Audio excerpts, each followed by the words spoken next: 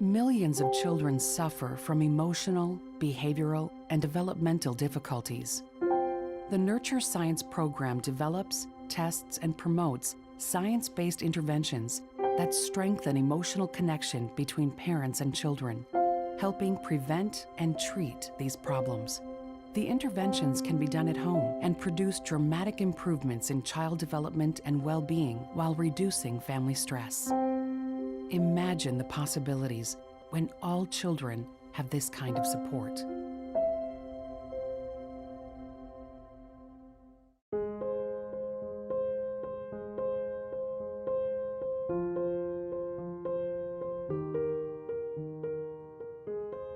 When your baby's in the NICU and all the doctors and the nurses are taking care of your baby, it's hard to feel motherly.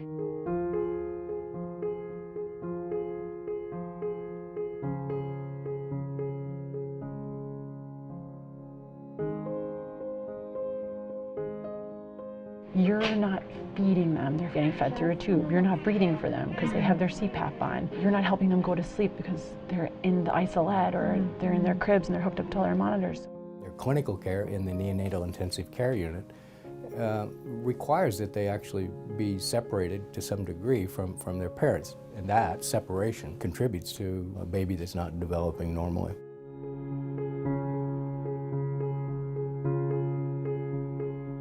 The good news is that family nurture intervention is a remedy for interrupters.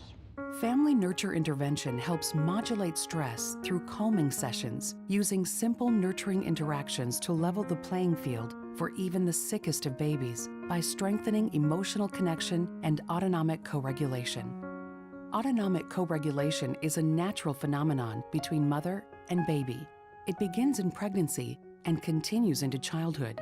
Normally, contact between mother and infant produces a calming reflex, a subconscious physiological calming reflex in the bodies of both the mother and the baby, unless the emotional connection between the two has been interrupted.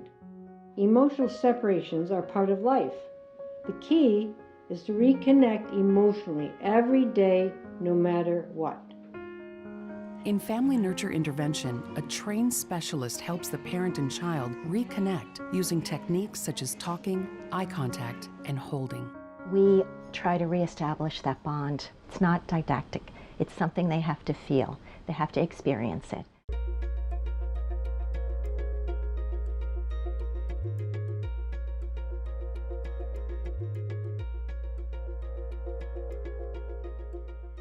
The mothers, they're more sensitive and more responsive to their babies.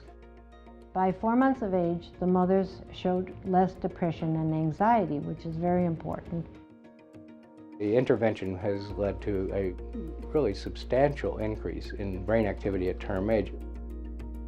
At 18 months, indeed, there was better cognition, language, and a markedly decreased risk for autism. When a mother is under stress, there almost is a fear of making that emotional connection. Once they are feeling that that baby is connecting with them, the baby's opening her eyes, they're getting feedback from their baby and they see that. And that is very special, and they voice that to us.